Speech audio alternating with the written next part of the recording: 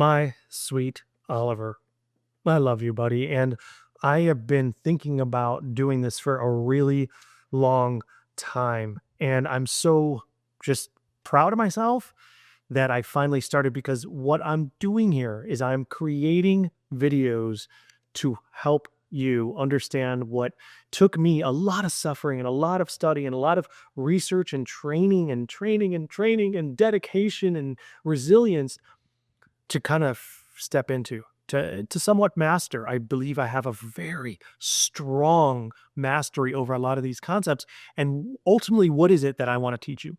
I want to teach you how to find peace and fulfillment within who you are and the life that you're living and the people that surround you.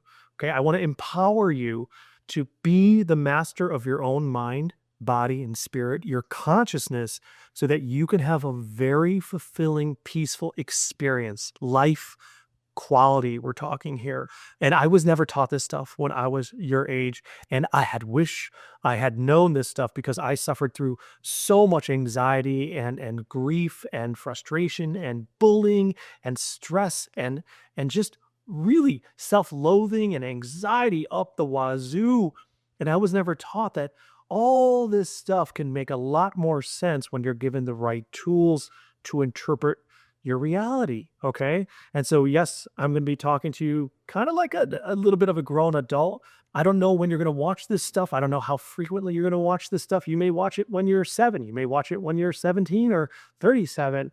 But what it is here, it's a whole little program for what I did, what I went through studying all the ample religions and spirituality and mindset stuff and neuroscience and psychology and new age and all this different stuff. I can go on and on and on, but you probably have, or you will, all my books. You'll see what I studied and everything to take life and walk through life with confidence, with pride, with a healthy narrative where you're, yeah, maybe struggling with a few negative thoughts here and there, but you're easily able to kind of like navigate those and step into empowerment, into peace, and see that you're probably an anomaly in this world. You're going to be an outlier. You're going to be positive and optimistic and grounded and very good under pressure and understanding how you can accept reality and find solutions. So this is just going to be a series for you so that you can transcend and you can master your own consciousness, mind, body, spirit, to create a fulfilling, loving life for yourself. And what's really awesome is that when you train your consciousness, you can create what kind of life you actually want for yourself. So if you want to be very successful and become an astronaut, or you want to just, I don't know, be a monk somewhere, or you want to be a wealthy entrepreneur, or you want to have a loving, beautiful soulmate wife or partner and children, you can create those realities for yourself when you master your consciousness. So not only are you experiencing peace and fulfillment in the day to day, which really is everything at the end of the day, you're also determining your destiny, your future, what fate you believe you will arrive within because you are this self-realized conscious person. And you're just navigating life with integrity and humility and love and compassion for others and empathy for others. And you're experiencing a sacred unity. So it's very extensive here, but I just wanted to open this up, introduce you, tell you how excited your dad is, how much I love you, and how I am so like proud to be able to do this. I'm getting emotional because I'm so fond of you and I believe in you so much. And I'm so grateful to have you in my life.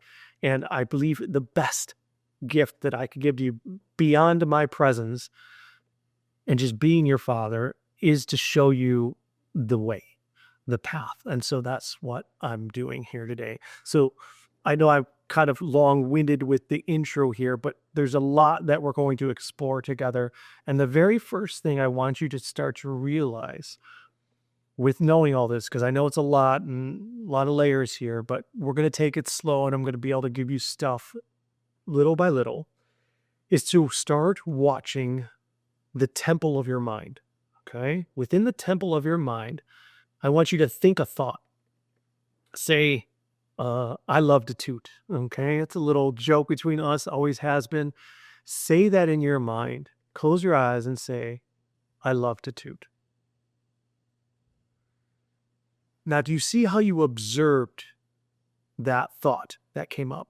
Okay. So there's like a force within you, an entity within you that is the observer, and there's another one that is the actual thinker, the person, the entity that actually said the thought. Okay. So those two, we have to cause separation because I'm going to take you down a little bit of a different kind of practice here. But now watch. Now say, I don't like myself. I'll never be good enough. That is the same thing. That thought holds the same power, if we allow it, as I like to toot, as the same thought of I'm a big pink elephant. The thought only matters when we allow it to be true. So the lesson here is that you are not your thoughts. You are the observer. You are the observer of your thoughts. So there is a part of you that is watching yourself think and almost kind of judging whether you believe that or not. In the beginning, maybe not so much. You actually think you are, or you believe rather that you are the thinker, that when you think a thought, that came from you, and that is you. That's not true. That's what's called ego. It's a part of your brain that is responsible for like problem solving and scheduling and all this other good stuff, but it also will bring about a random thought and make you believe that was of you. It is not.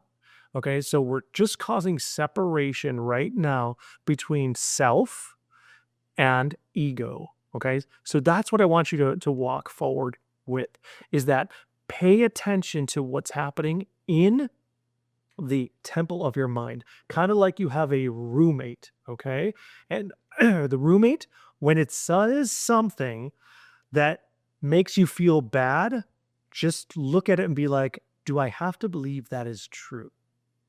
When it says something that makes you feel good, ride that wave. Enjoy that experience. There's no harm in that. Again, we're going to be causing separation, and you're going to be choosing what to think, what to believe.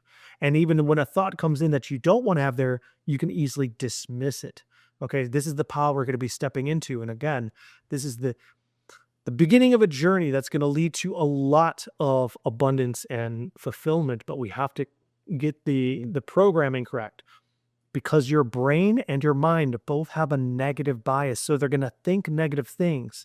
They're going to put yourself down. They're not going to believe in you. They're going to be judgmental of others. They're going to worry about what's the worst thing that can happen with social experiences or going to school or dating the girl or the boy or whatever.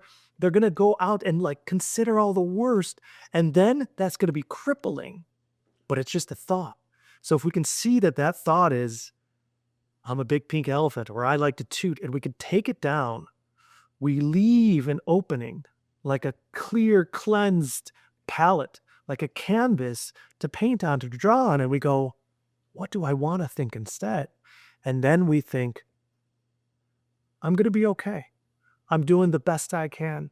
I believe in myself. I'm proud of myself. I love myself. These should be familiar to you. These are what we say almost every day, right? Or I'm going to go do the best I can in the school project. I'm going to go ask the girl out. I'm going to try to get the job. I'm going to go for the sport. I'm going to believe in myself.